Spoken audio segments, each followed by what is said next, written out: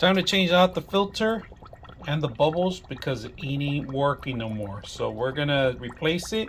And what we're gonna replace is we're gonna replace it with this one right here. Now this one has 2 sponges and it comes with 2 spare sponges too. So these are gonna filter out, and it comes with a snorkel.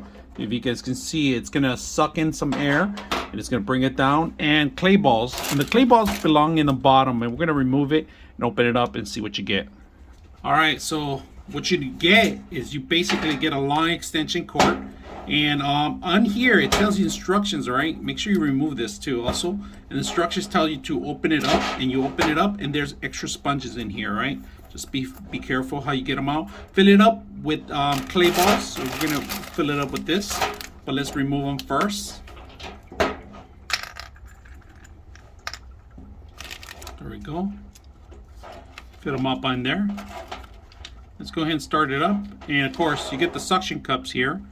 And we're gonna get one more, if you guys can see that. And we're gonna put that one with the system here. So we're gonna test it out on this aquarium, which is super filthy, and it needs a filter. We're gonna leave it for a day or so, and we're gonna come back, see how clean it is. I just cleaned the gravel, but it picked up all the moisture, all the dirt. And we're gonna run this one. It's only been a couple of hours, but look at this. You can actually see through the actual glass now.